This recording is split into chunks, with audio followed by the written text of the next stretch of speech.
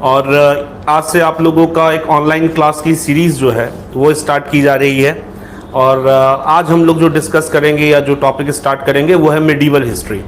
तो मध्यकालीन इतिहास या मेडिवल हिस्ट्री से आज की क्लास स्टार्ट होगी।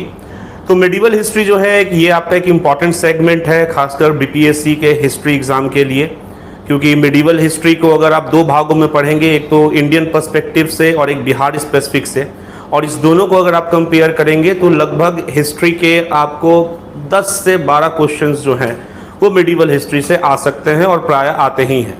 तो मेडिवल हिस्ट्री आपका एक इम्पॉर्टेंट सेगमेंट है।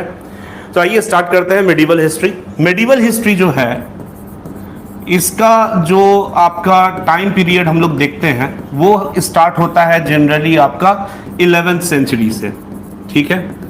और 11th सेंचुरी जो है कहने का मतलब हो गया अराउंड 1000 AD, अराउंड 10,000 AD, ठीक है।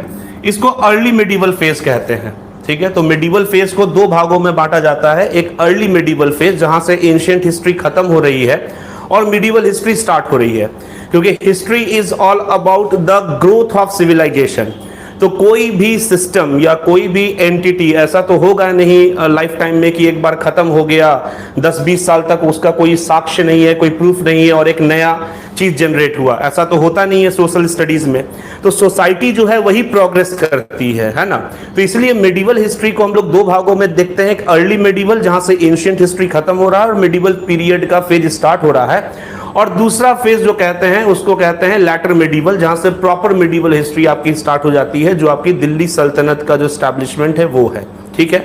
तो पहले अर्ली मेडिवल हिस्ट्री देख लेते हैं, जहां पे आपका एंशिएंट इंडिया का हिस्ट्री खत्म हो रहा है और मेडिवल हिस्ट्री स्टार्ट हो रहा है, ठीक है। तो अर्ली मेडिवल हिस्ट्री के टाइम पीरियड पे अगर हम इंडिया की हालत देखें कि उस समय भारत में पॉलिटिकल सिचुएशन क्या था, वो कौन कौन से ताकतें थी, कौन कौन से राजाज थे जो अर्ली मेडिवल फेज में भारत को रूल कर रहे थे। क्योंकि लैटर मेडिवल फेज जब हम लोग देखेंगे मतलब 12th सेंचुरी 1200 ऑनवर्ड से, तो लैटर मेडिवल फेज का सबसे इंपॉर्टेंट डेवलपमेंट है इस्लाम का अराइवल, ठीक है। तो अराइवल ऑफ इस्लाम जो है, भारत में इस्लाम का जो आगमन है वो आपका मेडिवल हिस्ट्री का कैरेक्टरिस्टिक फिनोमेनन है और ये आपको 1200 से स्टार्ट होता है। तो अब बात आती है कि जब भारत में इस्लाम नहीं आया था तो उस समय भारत कैसा था, जिसको हम लोग कहते हैं आपको अर्ली मेडिवल फेज। तो उस समय इंडिया में 3 इंपॉर्टेंट किंगडम्स थे, पर्टिकुलरली नॉर्थ इंडिया की बात करें तो, और वो 3 इंपॉर्टेंट किंगडम्स थे पालाज, प्रतिहाराज एंड राष्ट्रकूटाज। तो ये 3 इंपॉर्टेंट हिंदू किंगडम्स थे आपको नॉर्थ इंडिया में, और ये तब की बात हो रही है जब आपका इस्लाम का अराइवल नहीं हुआ है, ठीक है। जो पालास थे ये रूल करते थे to the parts of Bengal and Bihar, मतलब ईस्टर्न इंडिया, पूर्वोत्तर भारत की बात करें तो वहां पे पालास का शासन था। अगेन मैं बता रहा हूं ये तब का फेज है जब एंशिएंट हिस्ट्री खत्म हो रही है, इस्लाम अभी भारत में नहीं आया है। पालास जो थे ये रूल करते थे बंगाल एंड बिहार में। प्रतिहारास जो थे ये रूल करते थे आपको वेस्टर्न इंडिया, वेस्टर्न इंडिया कहा जाए तो आपका राजस्थान का जो साइड हो गया, मालवा हो गया, वहां पे किसकी रूल चलती थी, प्रतिहारास की। और जो राष्ट्रकूटास थे they were the rulers of Deccan, Deccan मतलब आप कह सकते हैं Maharashtra and south of Maharashtra. तो अगर डायरेक्शन वाइज देखा जाए तो नॉर्थ इंडिया में पालास का शासन था, वेस्ट इंडिया में प्रतिहारा का शासन था और डेक्कन में राष्ट्रकूटास का शासन था, ठीक है। और ये तीनों पावर्स जो हैं ये डेवलप हुए थे आपको अराउंड 8th सेंचुरी AD में, ठीक है। 8th सेंचुरी की जब बात करें तो we are referring to 700 AD onwards, ठीक है। तो 700 ईस्वी से लेकर, ठीक है, लगभग आपको 1100 ईस्वी तक जो इंडिया है उसमें आपका जो एक मिनट आपको नोट करना होगा तो आप देख सकते हैं 700 AD से 1100 AD तक के बीच में अगर आप देखेंगे तो इसमें ये 3 रूलर का आपको ये है, पालास, प्रतिहारास एंड राष्ट्रकूटास का, ठीक है।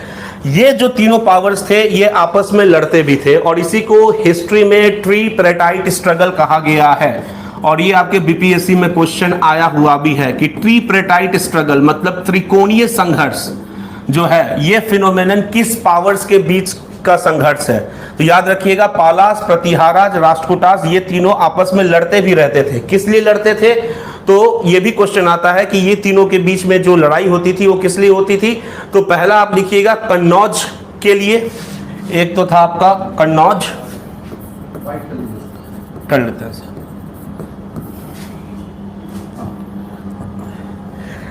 तो they used to fight over whom? They used to fight over the mastery of Kannauj. And second, they also used to fight for the mastery of North India, कि नॉर्थ इंडिया में कौन सबसे शक्तिशाली kingdom बन के उभरेगा। तो कन्नौज और मास्टरी ऑफ नॉर्थ इंडिया जो है, इसके लिए ये तीन पावर्स, पाला, प्रतिहाराज एंड राष्ट्रकूटास के बीच में संघर्ष होते रहता था, जिसको हम लोग ट्रिपरेटाइट स्ट्रगल कहते हैं। ये आपके एंशिएंट हिस्ट्री का एंड का फेज था, ठीक है। अब आते हैं हम लोग प्रॉपर मेडिवल हिस्ट्री में। तो अर्ली मेडिवल हिस्ट्री में ही है पालास, प्रतिहाराज, राष्ट्रकूटास। और एंशिएंट हिस्ट्री में आपको पढ़ना है कि पाला डायनेस्टी जो है, पाला डायनेस्टी के फाउंडर गोपाला थे। गोपाला के बाद उनके बेटे धर्मपाला आते हैं, पाल वंश के रूलर बनते हैं। धर्मपाल से एसोसिएटेड जो इंपॉर्टेंट आपसे क्वेश्चन हमेशा बीपीएससी में पूछा जाता है कि धर्मपाल जो थे उन्होंने विक्रमशिला यूनिवर्सिटी की स्थापना की थी और नालंदा यूनिवर्सिटी को उन्होंने रिवाइव किया था। तो धर्मपाल जो है वो आप याद ही रख लीजिए, धर्मपाल से क्वेश्चंस आते ही आते हैं मेडिवल हिस्ट्री में। बीपीएससी में तो बहुत बार आया है, और बाकी के भी स्टेट सर्विसेज में धर्मपाल बहुत इंपॉर्टेंट है। तो धर्मपाल के विषय में ये है कि वो पाला डायनेस्टी के रूलर थे, फाउंडर नहीं थे। पाला डायनेस्टी के फाउंडर कौन है? गोपाला। गोपाला का बेटे हैं धर्मपाला, और धर्मपाला हिस्ट्री में इसलिए फेमस है बिकॉज ऑफ टू रीजंस। पहला रीजन तो ये है कि धर्मपाल पाल वंश के वो शासक थे जिन्होंने कन्नौज को कैप्चर किया था। मैंने आपको बताया था कि पालास, प्रतिहाराज और राष्ट्रकूटास के बीच में संघर्ष होते रहता था कन्नौज को लेके। तो धर्मपाल जो है, धर्मपाल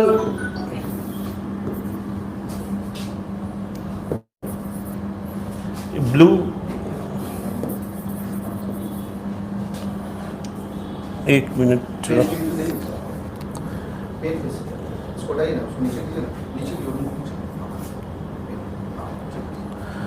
तो धर्मपाल जो है, धर्मपाल वो पाल वंश के रूलर थे जिन्होंने कन्नौज को कैप्चर किया था, लेकिन ये बहुत ब्रीफ टाइम तक कैप्चर कर पाए थे, ज्यादा देर तक ये कैप्चर नहीं कर पाए थे। और क्वेश्चन आता है आपको कि पाल वंश के वो कौन से रूलर थे जिन्होंने कन्नौज को कैप्चर किया था, तो आपके आंसर होंगे धर्मपाल। एक तो धर्मपाल इसलिए इंपॉर्टेंट है, और दूसरा इंपॉर्टेंट है Dharmapal because of his educational activities, ठीक है। Because of his educational activities के लिए भी धर्मपाल फेमस है। और एजुकेशनल एक्टिविटीज में इन्होंने क्या किया? तो इसमें दो इंपॉर्टेंट चीज है। पहला तो ये है आपका विक्रमशिला यूनिवर्सिटी जो आपका भागलपुर में है।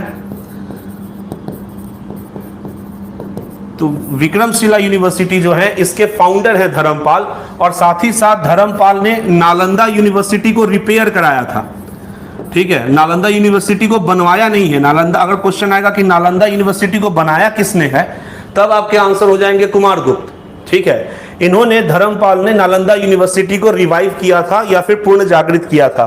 तो ये दो इंपॉर्टेंट फैक्टर आपको धर्मपाल से क्वेश्चन आते ही आते हैं, ठीक है। धर्मपाल के बाद नेक्स्ट जो इंपॉर्टेंट पाला रूलर है वो है देवपाल। और देवपाल से इस बार बीपीएससी में क्वेश्चन भी आया था कि देवपाल अगेन पाला रूलर हैं, और इनके टाइम पीरियड में आपको शैलेंद्र डायनेस्टी के किंग थे बलपुत्र देव, ठीक है, जो कि देवपाल से ये कहे थे कि उन्हें एक मोनेस्ट्री बनानी है नालंदा के पास, और उसके लिए उन्हें 5 गांव का अनुदान चाहिए। तो ये क्वेश्चन आपको आया भी था इस बार बीपीएससी का कि बलपुत्र देव, ये शैलेंद्र डायनेस्टी के वो कौन से रूलर थे जिन्होंने आपको देवपाल से मोनेस्ट्री बनाने की अनुमति मांगी थी, तब आपके आंसर होंगे देवपाल।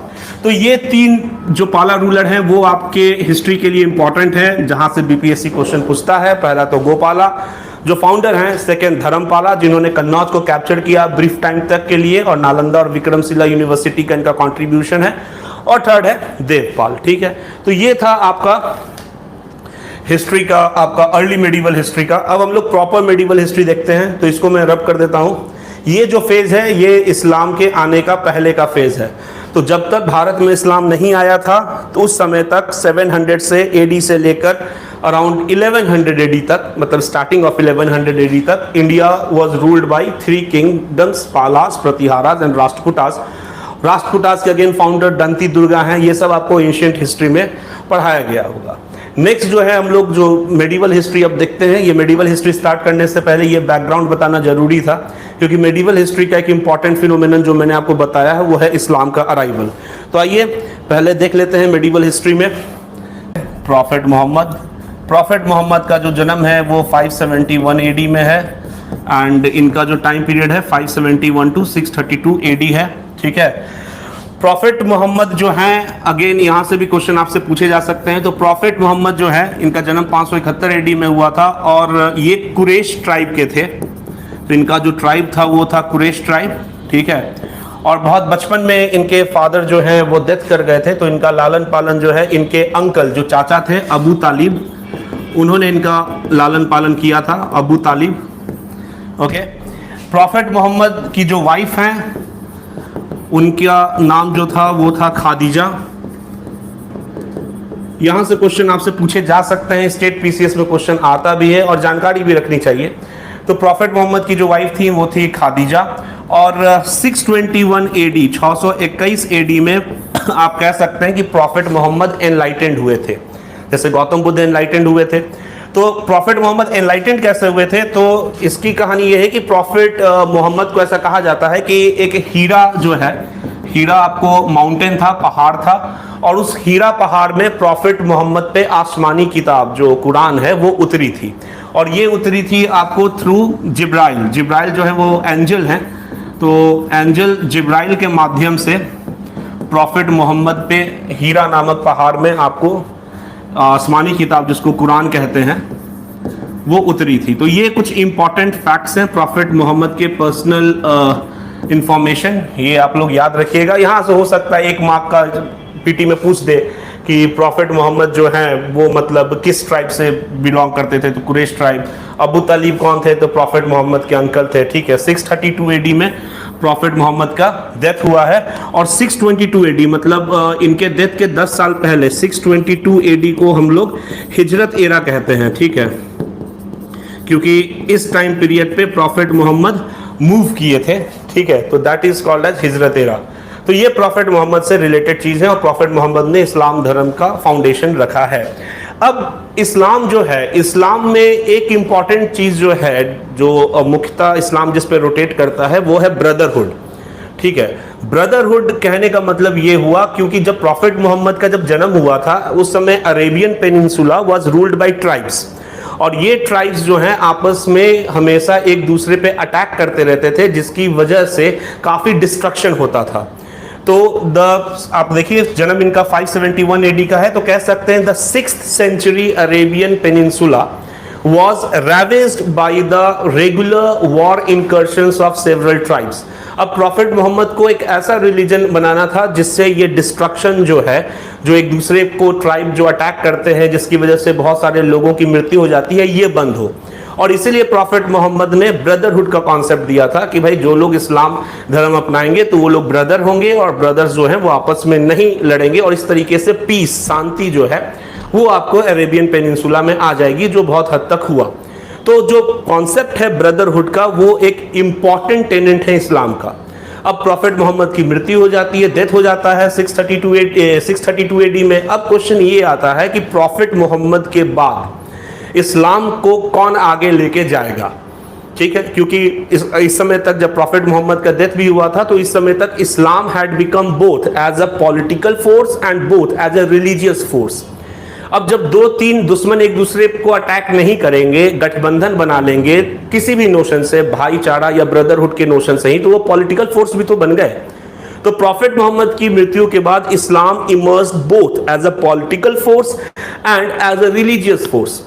और बात ये रखी गई कि प्रॉफिट मोहम्मद की डेथ के बाद इस्लाम को आगे लेके कौन जाएगा, और यहां से कॉन्सेप्ट आता है कैलिफेट का, जिसको हम लोग खलीफा कहते हैं। तो कैलिफेट कौन थे? तो कैलिफेट एक पोस्ट आप कह सकते हैं that was considered religiously important, या कहा जाता था कि प्रॉफिट मोहम्मद के सक्सेसर जो होंगे वो कौन होंगे? कैलिफ होंगे। ठीक है, अब ये कैलिफेट जो है इनमें बहुत 3-4 कैलिफेट इंपॉर्टेंट है, जैसे कि अब्बासिद कैलिफेट एक बहुत बन के उभर के निकला, उसके बाद फातिमिद कैलिफेट बन के उभर के निकला। तो कैलिफेट क्या हो गया? कैलिफेट के पास मोरल अथॉरिटी होता था, जो खलीफा होते थे that was considered as the head of spiritual and political Islam. तो ये कैलिफेट काफी पावरफुल हो गए और इन खलीफों के अंदर बहुत सारे रूलर्स जो हैं दे स्टार्टेड वर्किंग। तो मान लीजिए कोई खलीफा है, उसका बहुत सारा बड़ा साम्राज्य बन गया, अब उस साम्राज्य को चलाने के लिए लोकल रूलर्स भी तो चाहिए होंगे।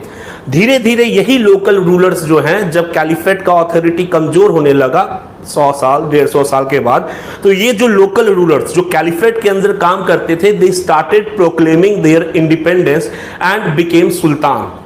और उसमें इंपॉर्टेंट है, सबसे इंपॉर्टेंट समानिड्स। तो समानिद डायनेस्टी जो है, ये मेडिवल हिस्ट्री की बात कर रहा हूं, और ये सब फिनोमिनन जो है आउटसाइड इंडिया चल रहा है, क्योंकि इस्लाम का अराइवल होगा। इस्लाम इंडिया में तो नहीं आया, इस्लाम का अराइवल होगा, तो इसलिए इस्लाम का बैकग्राउंड मैं आपको बता रहा हूं। तो कैलिफेट जो थे, when caliphate started declining, when caliphate started declining, it led to the emergence of several new kingdoms। ठीक है, उसमें सबसे इंपॉर्टेंट थे Samanids. Samanids were the ruler of Iran और पर्शिया। ठीक है, अब ये जो समानिड्स थे, ठीक है, तो समानिड्स जो थे वो काफी इंपॉर्टेंट किंगडम बन के निकले जब कैलिफेट का डिटोरिएशन हुआ।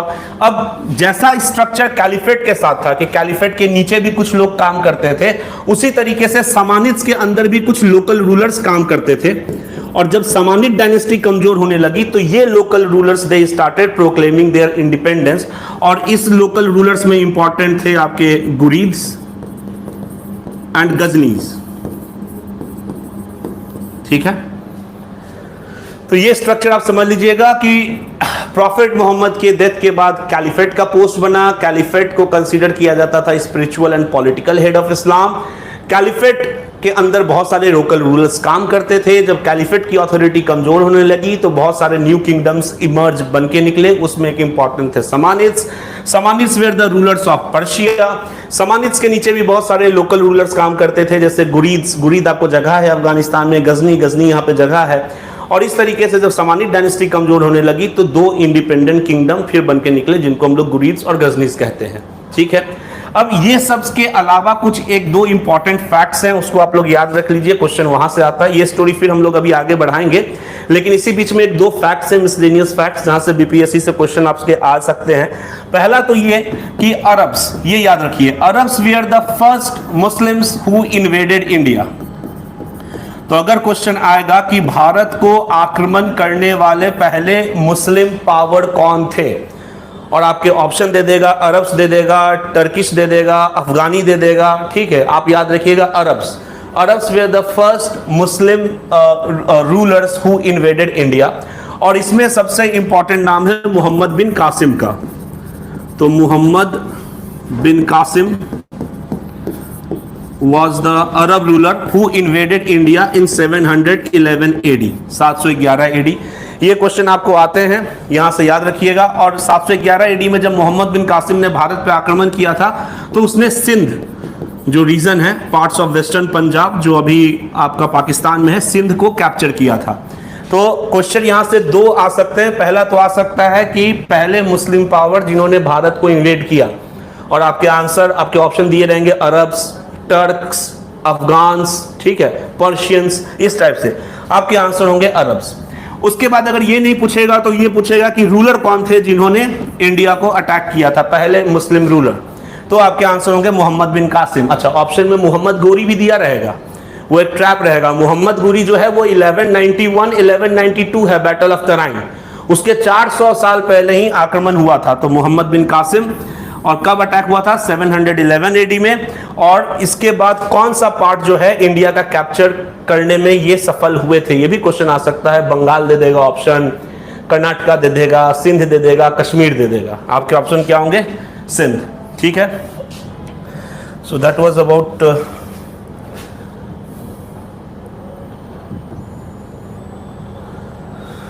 उनको बुलाइएगा।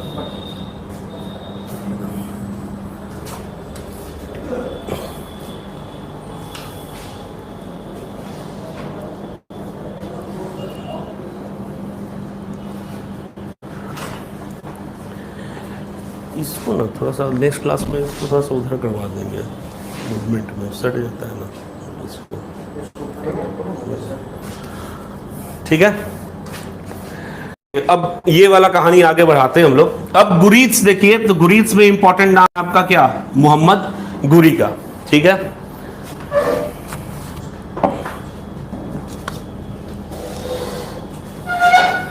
इसको रब कर दे रहा हूं मैं, नेक्स्ट पेज पे जा रहा हूं। आपको अगर लिखना है तो आप लिख सकते हैं, मैं फिर से फॉरवर्ड कर पीछे कर देता हूं। देखिए यहाँ से हम लोगों ने स्टार्ट किया था अपना लेक्चर, अर्ली मिडल हिस्ट्री के बारे से लेक्चर स्टार्ट किया था, जिसमें हमने ये बात कही थी कि जब इस्लाम का अराइवल नहीं आया था तो इंडिया में पोजीशन क्या था। उसमें हमने ये बात की थी कि पालास, प्रतिहाराज, राष्ट्रकूटास रूल कर रहे थे इंडिया को, ठीक है, और सबके एरिया भी बता दिया था। पालास रूलर बंगाल बिहार के, प्रतिहाराज वेस्टर्न इंडिया, राष्ट्रकूटास डेक्कन। ये तीनों के बीच में जो लड़ाई होती थी उसको ट्रिपैराटाइट स्ट्रगल कहते थे। ये लड़ाई क्यों होती थी, तो ये लड़ाई होती थी for the mastery of Kannauj and north India, ठीक है। अच्छा, कन्नौज इंपॉर्टेंट क्यों था, ये लोग क्यों लड़ते थे कन्नौज के लिए, ये भी एक इंपॉर्टेंट आपका एक क्वेश्चन आ सकता है। देखिए पालास, प्रतिहाराज, राष्ट्रकूटास जो हैं, अगेन देखिए हिस्ट्री में एक इंपॉर्टेंट फिनोमेनन ये है कि कोई भी बड़ा राज टूटेगा तो छोटे छोटे राज वहां से निकलेंगे। जैसे आज भी होता है, पार्टी कोई होती है, पॉलिटिकल पार्टी कोई बड़ी टूटती है तो छोटे छोटे पार्टी का गठन होता है ना जी, तो पावर डिक्लाइन होता है और ये पावर का डायनामिक्स है। उसी तरीके से पालास, प्रतिहाराज, राष्ट्रकूटास से पहले रूल था हर्षवर्धन का। तो हर्षवर्धन के बारे में आप जाने होंगे, सब एंशिएंट हिस्ट्री है। 606 से 647 एडी हर्षवर्धन का फेज है। और हर्षवर्धन जब टूटता है उसके बाद आपको ये पालास, प्रतिहाराज, राष्ट्रकूटास बन के निकलते हैं। तो हर्षवर्धन की जो राजधानी थी वो दो थी, एक तो थानेसर थी और सेकंड कैपिटल उसने कन्नौज बना के रखा था। तो कन्नौज को कैप्चर करना एक प्रेस्टीज का विषय होता था। कैसे आज के डेट में दिल्ली पे चुनाव जीतना एक प्रेस्टीज का इश्यू होता है, तो उसी तरीके से उस जमाने में कन्नौज एक इंपॉर्टेंट साइट था और ऐसा माना जाता था कि जिसने कन्नौज को कैप्चर कर लिया मतलब उसने हर्षवर्धन की सत्ता को अपना लिया। और इसीलिए आपको पालास, प्रतिहाराज, राष्ट्रकूटास के बीच में लड़ाई होते रहता था, ठीक है। उसी को हम लोग ट्रिपैराटाइट स्ट्रगल कहते हैं। और पालास में हम लोगों ने 3 रूलर का नाम देखा था, गोपाला, धर्मपाला, देवपाला। गोपाला फाउंडर हो जाएंगे तो एक क्वेश्चन आपको स्ट्रेट आ जाएगा कि पाल वंश के संस्थापक कौन थे। ये सब पेटेंट क्वेश्चन है, ये सब आता ही आता है। गोपाला हो जाएंगे। धर्मपाल इंपॉर्टेंट है। धर्मपाल के बारे में 2 चीज इंपॉर्टेंट है कि इन्होंने कन्नौज को कैप्चर किया था लेकिन ब्रीफ टाइम पीरियड के लिए, ज्यादा दिन तक ये कैप्चर नहीं कर पाए थे। और सेकंड, धर्मपाला इंपॉर्टेंट है अपने एजुकेशनल एक्टिविटीज को लेके, जिसमें उन्होंने विक्रमशिला यूनिवर्सिटी का क्या किया, निर्माण किया है और नालंदा यूनिवर्सिटी को रिवाइव किया है। मैं फिर से बोलता हूं, इन्होंने नालंदा यूनिवर्सिटी को रिवाइव किया है, बनाया नहीं है। नालंदा यूनिवर्सिटी को बनाया कुमारगुप्त ने है, हाँ, विक्रमशिला यूनिवर्सिटी को धर्मपाल ने बनाया है। ये बहुत बार क्वेश्चन आपके आए हुए हैं। धर्मपाल के बाद नेक्स्ट रूलर देवपाल हैं और देवपाल से बीपीएससी में भी क्वेश्चन आया था कि देवपाल जो थे अगेन उनके टाइम पीरियड पे बलपुत्र देव जो शैलेंद्र वंश के राजा थे, और शैलेंद्र वंश मतलब इंडोनेशिया की बात मैं कर रहा हूं, जावा सुमात्रा की बात कर रहा हूं। तो Java Sumatra was also important site for Buddhism. अच्छा, भारत में इस्लाम आने से पहले Buddhism was very important religion. तो ये आपका मेडिवल हिस्ट्री का स्टार्टिंग का फेज में बता रहा हूं। जब इस्लाम नहीं आया था तो बुद्धिज्म जो था वो काफी पॉपुलर रिलीजन था और पालास वे आर आल्सो बुद्धिस्ट, ठीक है। तो ये था आपका धर्मपाल और देवपाल से एसोसिएटेड। उसके बाद हम लोगों ने डिस्कस किया इस्लाम के बारे में, क्योंकि यहाँ से आपका मेडिवल हिस्ट्री प्रॉपर स्टार्ट होता है, क्योंकि मेडिवल हिस्ट्री का एक फिनोमेनन ही है इस्लाम का अराइवल। तो इस्लाम के बारे में हम लोगों ने एक ब्रीफ इंट्रोडक्शन देखा, ठीक है, जिसमें हमने उनके फाउंडर प्रॉफिट मोहम्मद के बारे में थोड़ा सा डिस्कस किया, उनकी टाइम पीरियड देखी 571 से 632 एडी, वाइफ का नाम खादीजा। उसके बाद 622 एडी हिजरत ईरा है, 632 एडी में प्रॉफिट मोहम्मद जी का डेथ हो जाता है। और हीरा एक पहाड़ है जिसपे प्रॉफिट मोहम्मद पे आसमानी किताब जिसको कुरान कहते हैं वो उतरी थी फरिश्ता जिब्राइल के माध्यम से। ये सब एक ब्रीफ इंट्रोडक्शन था। और साथ ही साथ हमने ये भी डिस्कस किया था कि जब इस्लाम अरेबियन पेनिनसुला में आया था उस समय अरेबियन पेनिनसुला की हालत क्या थी। तो याद रखिएगा, इस्लाम के आने से पहले Arabian peninsula was ravaged, was destructed by the internal squabbles of tribe. तो अरेबियन पेनिनसुला इस्लाम के आने से पहले डिफरेंट ट्राइब्स के द्वारा रूल किया जाता था और ये ट्राइब्स आपस में लड़ते थे, जिसकी वजह से बहुत सारे वॉर डिस्ट्रक्शन होता था। और इसलिए इसी को देखते हुए प्रॉफिट मोहम्मद ने एक ऐसी रिलीजन की कल्पना की जो इन वॉरिंग ट्राइब्स को डिस्ट्रक्शन से रोके, और इस तरह से इस्लाम आता है जिसका इंपॉर्टेंट कॉन्सेप्ट होता है ब्रदरहुड का। ब्रदरहुड मतलब भाईचारे का कॉन्सेप्ट, ताकि वॉर डिस्ट्रक्शन रोका जा सके। प्रॉफिट मोहम्मद की मृत्यु के बाद फिर बात ये चली कि अब इस्लाम को आगे ले जाने के लिए कौन रहेगा, क्योंकि प्रॉफिट मोहम्मद तो कह गए थे कि he was the last profit, ठीक है।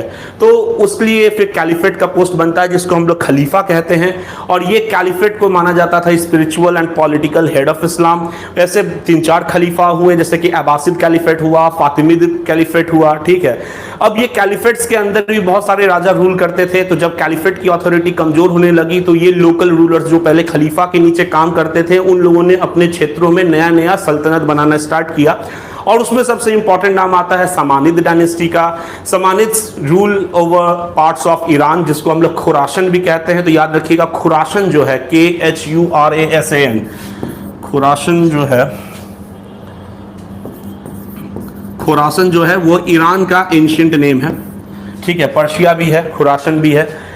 तो समानिद्स रूल करते हैं। अब समानिद्स के नीचे भी बहुत सारे रूलर्स रहेंगे, ठीक है, जिनको जब समानिद की डायनेस्टी अथॉरिटी कमजोर होगी तो जिस तरीके से समानिद्स ने खलीफा के साथ किया था उसी तरीके से समानिद्स के नीचे जो रूलर्स हैं वो अपने लिए इंपॉर्टेंट टेरिटरी बनाने लगेंगे, जिसमें हम लोग बात करते हैं आपको गुरीद्स और गजनीस की, ठीक है। ये हम लोगों ने डिस्कस किया था, और साथ ही साथ कुछ मिसलेनियस फैक्ट इस समय तक हम लोगों ने देखा था, जो ये है जहां से क्वेश्चन आपके आ सकते हैं कि पहला पावर कौन है जिसने इंडिया पर अटैक किया। तो अरब्स रूलर कौन थे? मोहम्मद बिन कासिम। कब अटैक किया उन्होंने? 711 AD में। और कौन सा पार्ट कैप्चर किया था? सिंध।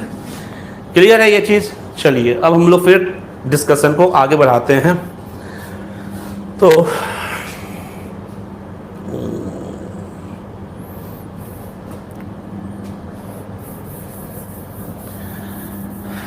अब देखिए समानिद्स डायनेस्टी के बारे में मैंने आपको बताया कि दे वर पर्शियंस, राइट। अब समानिद्स तो जो थे they used to rule over parts of Iran, ठीक है।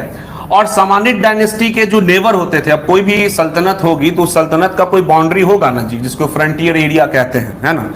तो समानिद्स की जो बाउंड्री एरिया थी, जो फ्रंटियर एरिया था, that was inhabited by a tribe, ठीक है। तो लेट से ये समानिद्स हैं, इनका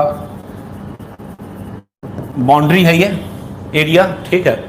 यहां पे कुछ ट्राइब्स रहते थे जिनको टर्क्स कहा जाता था, जो बाद में टर्किश के नाम से हम लोग जानेंगे।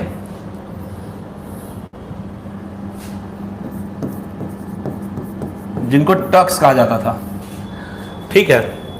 अब देखिए ये जो टर्क्स थे they were initially what? They were tribes, so they were non Islamic. तो अब आप देखिए कि समानिद्स के साथ क्या विडंबना है कि उनका जो एरिया है, जो बॉर्डर एरिया है, that is inhabited by tribes, ठीक है। और ये ट्राइब्स का नाम क्या है? टर्क्स, ठीक है। और ये क्या थे? ये इस्लामाइज नहीं थे, नॉन इस्लामिक थे। तो ये जो ट्राइब्स होते थे ये रेगुलरली अटैक करते रहते थे समानिद्स किंगडम पे, and in retaliation Samanids also used to attack this tribal group. ऐसा बहुत दिन तक चला। तो ये वॉर की वजह से एक म्यूचुअल एक्सचेंज भी तो हो रहा है ना, कल्चर का, लोगों के मिलने का, है ना। तो जिसकी वजह से धीरे धीरे क्या हुआ कि these Turks who were previously non-Islamized tribes, they started becoming converting into Islam, ठीक है। और इस तरीके से टर्क्स जो ट्राइब था दे ग्रेजुअली बिकेम इस्लामिक। किसके इन्फ्लुएंस में आके? अंडर द इन्फ्लुएंस ऑफ समानिद्स, क्योंकि समानिद्स तो इस्लामिक थे ही, ठीक है। साथ ही साथ ये टर्क्स रिलीजन भी अपनाए, और साथ ही साथ these Turks also adopted Persian culture. So, in due course of time, these Turks became what? Islamized as well as Persianized. और ये टर्क्स की बात मैं क्यों कर रहा हूं? क्योंकि जो पहला दिल्ली सल्तनत बनेगा, जिसमें कुतुबुद्दीन ऐबक होंगे, इल्तुतमिश होगा, रजिया सुल्तान होगी, दे ऑल वेयर टर्क्स। खिलजीज जो हैं, जलालुद्दीन खिलजी, अलाउद्दीन खिलजी के अंकल, खिलजीज से नॉन टर्क डायनेस्टी दिल्ली सल्तनत की स्टार्ट होती है। नहीं तो खिलजी से पहले जो भी रूलर हैं, चाहे वो कुतुबुद्दीन ऐबक हो, चाहे इल्तुतमिश हो, चाहे रजिया सुल्ताना हो, चाहे वो बलबन हो, they all were what? They all were Turks. And Turks कौन थे? टर्क्स की स्टार्टिंग कहां से हुई थी वो मैं आपको बता रहा हूं कि राजा बनने से पहले टर्क्स क्या थे? They were tribes, they were tribals. और इन्होंने इस्लाम भी अपनाया हुआ नहीं था। ये समानिद डायनेस्टी के कांटेक्ट में आने की वजह से this Turks became gradually Islamic as well as they also started adopting Persian culture, ठीक है। अब इस टर्क्स के बारे में ये तो जनरल चीज हो गई, कुछ विशेषताएं भी थी टर्क्स की जो इन्हें बाकी ट्राइब से अलग बनाती थी। जैसे पहला इंपॉर्टेंट विशेषता जो पिक्यूलियरिटी थी टर्क्स ट्राइब की, कि द पिक्यूलियरिटी ऑफ स्विचिंग लॉयल्टीज। ठीक है, तो ये जो टर्क्स ट्राइब होते थे, इन्हें लॉयल्टी, या फिर कोई राजा अगर हार रहा है, कोई दूसरा राजा जीत रहा है, तो अपनी पार्टी बदलने में भी इनको ज्यादा संकोच नहीं होता था। तो they always used to remain in the winning side. तो स्विचिंग लॉयल्टीज जो थी, ये टर्किश की स्पेशल फीचर थी। Second, these Turks were excellent horseman. ठीक है, क्योंकि आप देखिए टर्की वाला क्षेत्र जो है, या फिर ईरान के आसपास का क्षेत्र जो है, वो क्या है, माउंटेनियस एरिया है, पहाड़ी क्षेत्र है, और ये टर्क्स वहीं के बासिंदे भी थे, जिसकी वजह से they were what, excellent horseman. और एक्सीलेंट हॉर्समैन की वजह से क्या होता था कि they were able to make swift raids, मतलब एक बार में कहीं पे ढाबा बोल दिया, मान लीजिए कोई रूलर है, रूलर को पता ही नहीं चल पा रहा है कि भाई कोई आक्रमण होने वाला है, रात भर ये टर्क्स जो हैं अपने घोड़े पर चढ़ के पहुंच गए राजा के एरिया के पास और अटैक कर दिए। तो ये जो विशेषताएं थी, ये टर्क्स को अलग बनाती थी बाकी के ट्राइब्स में। और धीरे धीरे टर्क्स क्या होने लगे कि सामानिद एम्पायर के ब्यूरोक्रेसी में सामानिद्स ने इनको रखना स्टार्ट कर दिया। तो Turks started as tribals, Turks started as an enemy of Samanids, but in due course of time, due course let's say around 80 years, 90 years, इतना टाइम लगा। उसके बाद क्या होने लगे, टर्क्स धीरे धीरे समानिद डायनेस्टी के ब्यूरोक्रेटिक सेटअप में एब्जॉर्ब होने लगे। तो कोई पैलेस गार्ड बन गया, कोई आपको कमांडर इन चीफ बन गया, जिसकी वजह से जो पॉलिटिकल एक्सपीरियंस था वो भी टर्क्स को आने लगा। अब जब समानिद्स कमजोर होने लगे, तो टर्क्स जो कि इनके नीचे रूल किए हुए थे, they started proclaiming their own kingdom. तो जो टर्किश कमांडर, मान लीजिए कोई समानिद डायनेस्टी का कोई कमांडर जो है, वो यहां से लेट से 1000 किलोमीटर दूर पे कहीं पे तैनात है। अब उसको पता चला कि समानिद किंगडम जो है वो टूट रहा है, वो वहीं से बोल दिया कि यहाँ से का जो भी एरिया है ये आज से हमारा हुआ। ठीक है, और समानिद्स भी देखते थे कि भाई अब हमारी पावर उतनी तो रही नहीं, लेकिन उनको कंट्रोल करना है उस एरिया को। तो समानिद्स क्या करते थे कि सुल्तान का टाइटल दे देते थे, किसको, टर्क्स को। तो सुल्तान का जो टाइटल है वो यहां से आना स्टार्ट हुआ। क्लियर है ये चीज। अब टर्क्स में दो चीजें इंपॉर्टेंट है जो मैंने आपको बताया, गुरीद जो है, मोहम्मद बिन गुरी, दे वे आल्सो टर्किश। अब इसमें देखिए मोहम्मद बिन गुरी के बारे में आपको पता है, इसको मैं रब कर देता हूं। यहां तक समझ में आ रहा है आप लोगों को क्वेश्चन?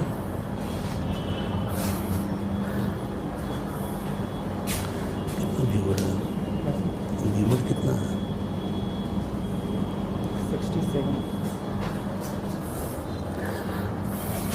यहां तक समझ में आया आपको टर्किश की कहानी। अब यही टर्क्स लोग हैं वो बाद में भारत में सुल्तान बनेंगे। तो वही मैंने आपको इंट्रोडक्शन दिया कि कैसे अब कोई इस्लाम लेके आ रहा है भारत में, तो ये भी तो जानना जरूरी है ना कि वो इस्लाम कैसे बना।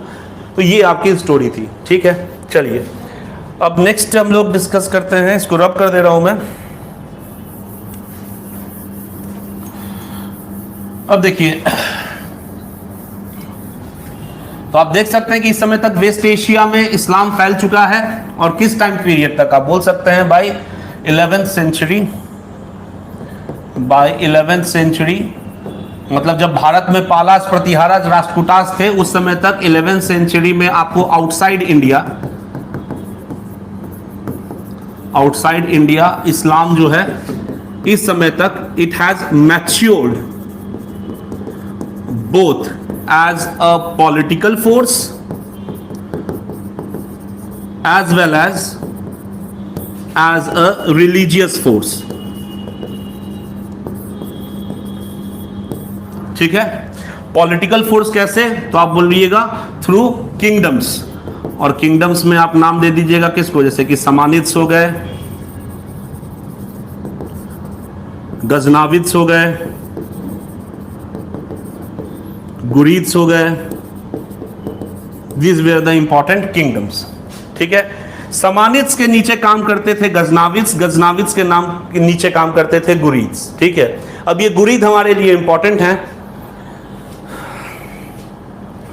ठीक है, तो गुरीद जो है वो आपको, गुरी जगह है आपको अफगानिस्तान में, यहां के रूलर्स को गुरीद कहा गया। और गुरी के एक रूलर थे सुल्तान अलाउद्दीन। ठीक है,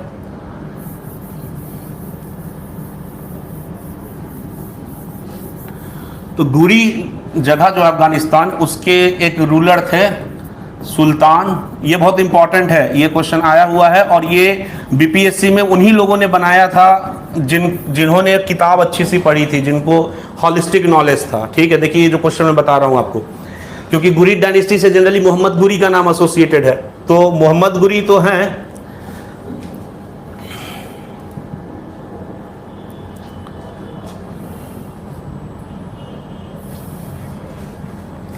तो मोहम्मद गुरी तो इंपॉर्टेंट है ही, लेकिन क्वेश्चन जो है वो मोहम्मद गुरी से नहीं पूछ के सुल्तान अलाउद्दीन से पूछा गया था। तो याद रखिएगा सुल्तान अलाउद्दीन भी गुरीद डायनेस्टी से एसोसिएटेड है, और इनको सुल्तान अलाउद्दीन को जहां ए सोज कहा गया है, यही क्वेश्चन था कि जहां ए सोज जो है वो किसे कहा गया है, किस रूलर को? आपके आंसर होंगे सुल्तान अलाउद्दीन को। ठीक है, जहां सोज मतलब क्या होता है? जहां सोज मतलब होता है वर्ल्ड बर्नर। वर्ल्ड बर्नर कहने का मतलब जो दुनिया को तबाह कर दे। ठीक है, और वो किसे कहा गया है? सुल्तान अलाउद्दीन को। ये एक मिसलेनियस फैक्ट है, तो मेडिवल हिस्ट्री में कुछ इंपॉर्टेंट फैक्ट्स भी मैं आपको बताते चलूंगा, जहां से स्ट्रेट क्वेश्चन हो सके तो वही पूछ देगा। ठीक है, तो याद रखिएगा सुल्तान अलाउद्दीन एक किंग है आपको घुरी के, जिनको जहां सोच कहा गया है, that is your world burner. ठीक है, सुल्तान अलाउद्दीन के बाद जो हमारा फोकस आता है वो आता है मोहम्मद गुरी पे, और मोहम्मद गुरी का जो पूरा नाम था वो था मोहम्मद बिन साम। ठीक है, तो सुल्तान अलाउद्दीन के बाद जो नेक्स्ट इंपॉर्टेंट किंग है आपके गुरी डायनेस्टी के, वो कौन है? मोहम्मद गुरी।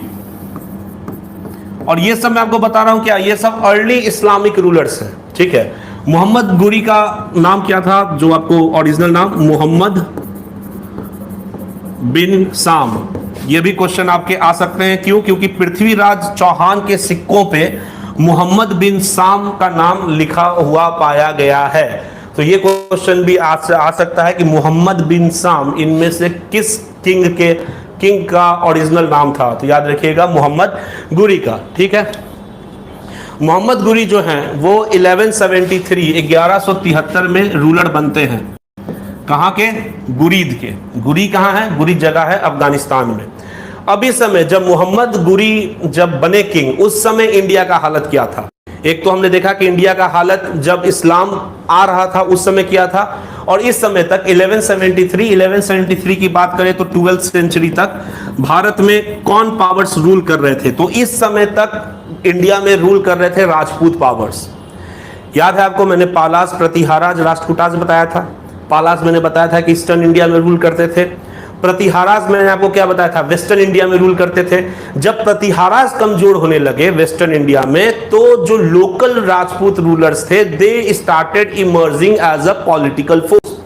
ये हिस्ट्री में बहुत इंपॉर्टेंट फिनोमेनन है कि कोई सेंट्रल अथॉरिटी टूटेगी और उसके टूटने की वजह से जो उसके नीचे लोग जो काम करते हैं वो लोग क्या करेंगे? अपने आप को इंडिपेंडेंट करेंगे। ये सब जगह हुआ है। ये हमने देखा है कि सामानित के साथ भी हुआ। ये पावर का डायनामिक्स है। तो उसी तरीके से जब प्रतिहाराज टूटने लगे तो उनके अंदर सर्व करते थे Rajput rulers. They started emerging as a territorial kingdoms.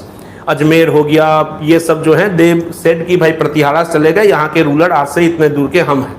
ठीक है, तो 12th सेंचुरी तक आते आते India, northern India was ruled by Rajput kingdoms.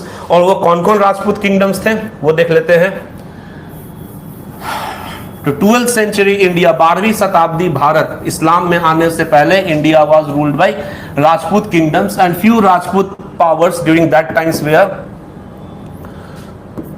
Chauhans, Tomars, Gahadavalas. ये कुछ इंपॉर्टेंट रूलर्स थे 12th सेंचुरी के नॉर्थ इंडिया के। ठीक है, तोमर्स जो है they initially used to rule over Delhi, और दिल्ली का मिडिवल नाम है दिल्ली लिका। ठीक है, तो तोमर्स जो थे वो दिल्ली लिका में रूल करते थे, लेकिन तोमर्स को डिफीट किया था चौहान्स ने। तो चौहान ने क्या किया? तोमर्स को डिफीट कर दिया, जिसकी वजह से दिल्ली जो पहले तोमर के हाथों में थी वो किसके हाथों में चली गई? चौहान्स के हाथों में। इसलिए आप देखिएगा कि पृथ्वीराज चौहान की लड़ाई हुई है मोहम्मद गोरी से।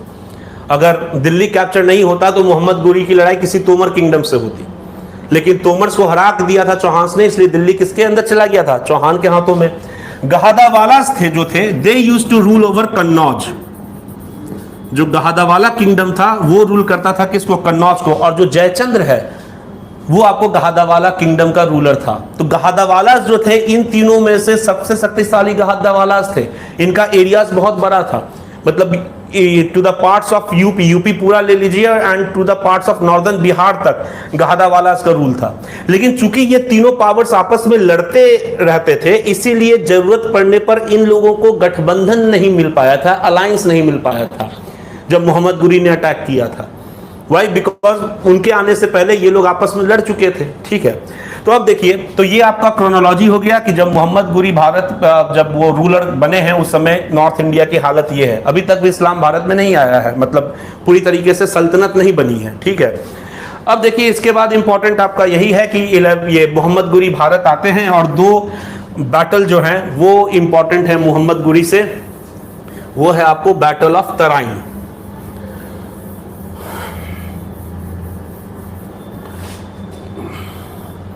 बैटल ऑफ तराइन, ये दो बैटल हुए हैं। एक हुआ है 1191 में और दूसरा हुआ है 1192 में। ठीक है, 1191 में है फर्स्ट बैटल ऑफ तराइन, जो हुआ है किसके किसके बीच में? तो बिटवीन मोहम्मद गुरी एंड पृथ्वीराज चौहान। और क्यों? क्योंकि again Delhi during that time was ruled by whom? Chauhan powers. Chauhan ने दिल्ली को कैप्चर किया था किससे? तोमर से। और तो ये फर्स्ट बैटल ऑफ जो तराइन हुआ है, तराइन की पहली लड़ाई, इसमें आपको मोहम्मद गुरी हार जाते हैं। ठीक है, जो दूसरी तराइन की लड़ाई हुई है 1192, इसमें मोहम्मद गुरी वॉन, तो मोहम्मद गुरी जीत जाते हैं। ओके, अब देखिए, तो ये तो आपको पता है मोहम्मद गुरी जीत जाते हैं। और जयचंद्र जो है वो गहादावाला रूलर था, पृथ्वीराज चौहान गहादावाला से सपोर्ट मांगते हैं, लेकिन गहादावाला रिफ्यूज कर देते हैं चौहान को सपोर्ट करने के लिए। क्यों?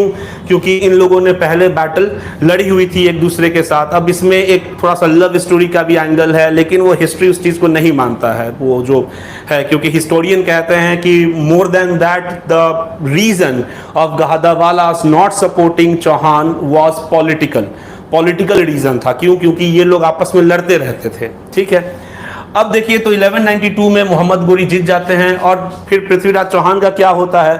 तो जो पॉपुलर लेजेंड है, जो कहानियां हैं, उसमें तो कहा गया कि चंद्रबरदाई जो इनके कवि होते हैं पृथ्वीराज चौहान के, वो जब पृथ्वीराज चौहान को बंदी बना के लाया जाता है, उनका आंख फोड़ दिया जाता है, और उसके बाद फिर चंद्रबरदाई जो है वो अपनी कविता की माध्यम से पृथ्वीराज चौहान को बताते हैं कि मोहम्मद गुरी कितने यार्ड स्टिक पे बैठा हुआ है, और पृथ्वीराज चौहान फिर तीर से मारते हैं और मोहम्मद गुरी की मृत्यु हो जाती है।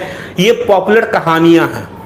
हिस्टोरियन इन बात को नहीं मानते हैं कि पृथ्वीराज चौहान जो था उसको इमीडिएटली ब्लाइंड कर दिया गया होगा। ऐसा माना जाता है कि मोहम्मद गुरी जब बैटल जीत गया पृथ्वीराज चौहान से, तो पृथ्वीराज चौहान ने कुछ दिनों तक मोहम्मद गुरी के अधीन में रह के किंगडम दिल्ली का संभाला है, ऐसा हिस्टोरियन मानते हैं। क्यों? क्योंकि दिल्ली के आसपास के क्षेत्रों में हमें सिक्के मिले हैं, जिन सिक्कों में एक तरफ पृथ्वीराज चौहान का नाम है और दूसरी तरफ मोहम्मद बिन साम मतलब मोहम्मद गुरी का भी नाम अंकित है। तो कहने का मतलब ये हुआ कि ब्रीफ टाइम तक सिक्के ऐसे चले हैं, पृथ्वीराज चौहान के द्वारा चलवाए गए थे, जिसमें मोहम्मद गुरी का नाम भी लिखा हुआ था। तो हिस्टोरियन मानते हैं कि एक ब्रीफ टाइम पीरियड तक Prithviraj Chauhan would have served as a feudatory of Mohammad Ghori. ठीक है, अब देखिए, तो ये फर्स्ट बैटल, तो ये इंपॉर्टेंट नहीं है आपको कि वो पृथ्वीराज चौहान जी का क्या हुआ नहीं हुआ। ये आपके एग्जाम के लिए इंपॉर्टेंट ये है तराइन का लड़ाई, पहला तराइन का लड़ाई कब हुआ, दूसरा तराइन का लड़ाई कब हुआ। ठीक है, अब जब मोहम्मद गुरी ने एक इंपॉर्टेंट पॉलिटिकल पावर चौहान को हरा दिया, तोमर्स तो खत्म हो ही गए थे, तोमर्स को तो चौहान ने ही खत्म कर दिया था। अब मोहम्मद गुरी के लिए दूसरा पावर कौन बचा था? गहादावालास। ठीक है, तो गहादावालास के साथ मोहम्मद गुरी की अब लड़ाई होती है। Mohammad Ghori has won over Chauhans. Now Mohammad Ghori का नेक्स्ट कंटेंडर कौन है? गहादावालास। और गहादावालास के साथ जो लड़ाई हुई है उसको कहा जाता है बैटल ऑफ चंदावर। तो बैटल्स बहुत इंपॉर्टेंट है मिडिवल हिस्ट्री में। चंदावर की युद्ध कब हुई? तो 1194, मतलब तराइन हुआ, पृथ्वीराज चौहान को हराया, एक साल का ब्रेक लिया मोहम्मद गुरी ने, रणनीति बनाई कि अब गादावालास को डिफीट करना है, और एक साल बाद 1193 का 1194 में चंदावर की लड़ाई होती है। तो 1194 जो है, तो ये बैटल आपको प्रीलिम्स में स्ट्रेट पूछ देगा। ऐसे तो आप सिर्फ ईयर याद रखिएगा तो वो भूल जाइएगा, लेकिन कॉन्सेप्ट याद रखिएगा, कैसे मतलब सीक्वेंस हुआ है तो आपको याद रहेगा। तो ये तराइन की लड़ाई, अभी तक हम लोगों ने बैटल क्या क्या देखा है important, first battle of Tarain, second battle of Tarain. Next important है आपको battle of Chandawar.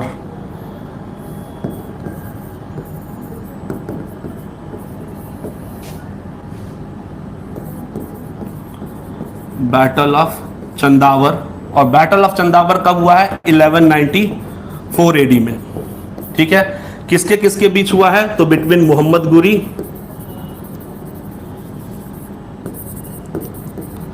And Jaichandra. तो Jaichandra was the Gahadavala ruler. ठीक है, और इसमें जयचंद्र जो है, जयचंद्र वाज डिफीटेड, जयचंद्र की मृत्यु हो जाती है। ठीक है, और मोहम्मद गुरी जो है वो बनारस तक एंटर कर जाते हैं, and Mohammad Ghori entered till Banaras, मतलब दिल्ली से अब कहां तक पहुंच गए मोहम्मद गुरी? बनारस तक। ठीक है, तो ये आपके बैटल है तराइन के 1191, 1192 किसके किसके बीच? पृथ्वीराज चौहान एंड मोहम्मद गुरी। दूसरा बैटल है बैटल ऑफ चंदावर, कब? 1194, किसके किसके बीच? मोहम्मद गुरी एंड जयचंद्र। अब इस लड़ाई के बाद जो नॉर्थ इंडिया की इंपॉर्टेंट राजपूत फोर्सेस थी वो खत्म हो चुकी होती है, मैदान पूरा साफ रहता है। अब मोहम्मद गुरी पूरा इंपॉर्टेंट नॉर्थ इंडिया पावर्स को तो जीत ही गया। ठीक है, उसके बाद मोहम्मद गुरी जो है वो वापस चल जाता है कहाँ? गुरी, अपना किंगडम संभालने के लिए। और उसके बाद फिर मोहम्मद गुरी लास्ट आता है आपको 1206 में। तो 1206 में मोहम्मद गुरी का लास्ट कैंपेन है। ये समझ में आया आपको? इंपॉर्टेंट नॉर्थ इंडियन पावर को हरा के फिर मोहम्मद गुरी चल जाता है कहाँ? अपने जगह गुरी, गुरी जो कि अफगानिस्तान में है, और यहाँ का आसपास का क्षेत्र जो है, जो इंडिया में उसने कैप्चर किया था, वो अपने स्लेव कुतुबुद्दीन ऐबक के हाथ में दे देता है। मतलब कुतुबुद्दीन ऐबक को इंचार्ज बना देता है मोहम्मद गुरी कि हम जा रहे हैं, तब तक इंडिया का जो पार्ट है वो तुम संभालो। तो मोहम्मद गुरी का दो स्लेव था, एक यालदुज और दूसरा था कुतुबुद्दीन ऐबक, वो हम लोग देखेंगे अभी थोड़ी देर में। तो बहरहाल मोहम्मद गुरी जो है वो चले जाते हैं कहाँ? वापस गुरी। और उसके बाद फिर मोहम्मद गुरी आते हैं इंडिया का 1206, और 1206 जो है it is the last campaign of Mohammad Ghori. और ये भी इंपॉर्टेंट है, क्वेश्चन आता है मोहम्मद गुरी का लास्ट कैंपेन किसके खिलाफ था? ठीक है, तो याद रखिएगा 1206 जो है वो लास्ट कैंपेन है मोहम्मद गुरी का। गुरी जाने के बाद मोहम्मद गुरी फिर आते हैं भारत कब? 1206 में, और इस समय वो कैंपेन करते हैं अगेंस्ट खोखर्स। ये नाम याद रखिएगा, खोखर्स जो हैं ये ट्राइब्स थे पंजाब के। तो Khokhars we are tribals of Punjab, और इसके खिलाफ मोहम्मद गुरी का लास्ट कैंपेन हुआ है। तो मोहम्मद गुरी से इंपॉर्टेंट 3-4 फैक्ट याद रखिएगा। 1173 में उनका राज्याभिषेक होता है। मोहम्मद गुरी का ओरिजिनल नाम मोहम्मद बिन साम है। मोहम्मद गुरी से इंपॉर्टेंट इंडिया में 3 लड़ाई एसोसिएटेड है। पहला है तराइन, तराइन में 2 लड़ाई है, पहली और दूसरी 1191, 1192 किसके किसके बीच में होता है, ये क्वेश्चन पूछा जाएगा। Prithviraj Chauhan and Mohammad Ghori. Next important battle है मोहम्मद गुरी का आपको बैटल ऑफ चंदावर, कब हुआ है? 1194 में। किसके किसके बीच में हुआ है? तो बिटवीन जयचंद्र एंड मोहम्मद गुरी। और इसमें क्या होता है? जयचंद्र वाज डिफीटेड और मोहम्मद गुरी बनारस तक आने में सक्षम होते हैं। उसके बाद मोहम्मद गुरी चल जाते हैं वापस गुरी, और इंडिया का कार्यभार अपने फेवरेट स्लेव कुतुबुद्दीन ऐबक के हाथों में दे देते हैं। उसके बाद फिर मोहम्मद गुरी का इंडिया में अराइवल होता है, जो कि लास्ट कैंपेन है मोहम्मद गुरी का, कब? 1206 में। और ये कैंपेन्स किसके खिलाफ होता है? तो against Khokhars. And who were Khokhars? They were the tribals of Punjab. ये था आपका मोहम्मद गुरी से इंपॉर्टेंट फैक्ट। अब 1206 में ही मोहम्मद गुरी की मृत्यु भी हो जाती है, डेथ की। और मोहम्मद गुरी की मृत्यु के बाद मोहम्मद गुरी के जो 2 स्लेव होते हैं, यालदूज और कुतुबुद्दीन ऐबक, ये दोनों आपस में लड़ने लगते हैं कि कौन रूलर बनेगा, इंडिया का पार्ट कौन संभालेगा। ठीक है, तो जो यालदूज होता है मोहम्मद गुरी का एक स्लेव, उसको वेस्ट एशिया, जो गजनी गुरी का एरिया जो होता है वो संभालने लगता है। और कुतुबुद्दीन ऐबक क्या करता है कि कुतुबुद्दीन ऐबक जो मोहम्मद गुरी का ईस्टर्न पार्ट का जो किंगडम था, जैसे कि इंडिया हो गया, पार्ट्स ऑफ सिंध हो गया, इसको कुतुबुद्दीन ऐबक संभालने लगता है। और कुतुबुद्दीन ऐबक की कैपिटल कहाँ रहती है? लाहौर। यह भी याद रखिएगा कि कुतुबुद्दीन ऐबक की कैपिटल कहाँ है? लाहौर। इल्तुतमिश की कैपिटल दिल्ली है, ठीक है। तो कुतुबुद्दीन ऐबक जो है वो लाहौर में रह के ही will start a dynasty after the death of his master, and that dynasty is called as the slave dynasty. तो दिल्ली सल्तनत जो आप लोग देखते हैं जनरली, दिल्ली सल्तनत है क्या? दिल्ली सल्तनत इस्लामिक किंगडम का नाम दिया गया है। दिल्ली सल्तनत के अंदर बहुत सारे डायनेस्टीज हैं, ठीक है, जो हम लोग अब नेक्स्ट क्लास में पढ़ेंगे दिल्ली सल्तनत। उसका थोड़ा सा इंट्रोडक्शन में दे देता हूं आपको कि दिल्ली सल्तनत जो है ये बेसिकली सल्तनत एम्पायर है, ठीक है। और इस एम्पायर के अंदर बहुत सारे किंगडम्स होंगे, डायनेस्टी। जैसे सबसे पहला डायनेस्टी जो दिल्ली सल्तनत का है वो है स्लेव डायनेस्टी। और स्लेव डायनेस्टी के फाउंडर कौन है? कुतुबुद्दीन ऐबक, ठीक है। स्लेव डायनेस्टी के बाद आते हैं खिलजीज, अलाउद्दीन खिलजी। ये एक अलग डायनेस्टी है, ये भी दिल्ली सल्तनत में है। जब स्लेव डायनेस्टी खत्म हुआ तो दिल्ली सल्तनत का कमान किसने संभाला? खिलजीज ने। खिलजीज के बाद इंपॉर्टेंट है, नेक्स्ट आते हैं आपके तुगलक्स। जब खिलजीज खत्म हुए तब किसने कार्यभार संभाला दिल्ली सल्तनत का? तो तुगलक, जिसमें आप गियासुद्दीन तुगलक और मोहम्मद बिन तुगलक के बारे में पढ़ते हैं, ठीक है। तुगलक्स, फिरोज शाह तुगलक तक आता है। तुगलक्स तक के बाद कौन आते हैं? सैयद्स। तुगलक्स के बाद दिल्ली सल्तनत को कौन संभालता है? सैयद्स। सैयद्स के बाद आते हैं लोदीज, जो आपको पढ़ना है, इब्राहिम लोदी, ठीक है। ये भी एक अलग डायनेस्टी है। जब सैयद खत्म हुए तो फिर दिल्ली सल्तनत को किसने संभाला? लोदीज ने। और इसके बाद, लोदी के बाद स्टार्ट हो जाता है मुगल एम्पायर।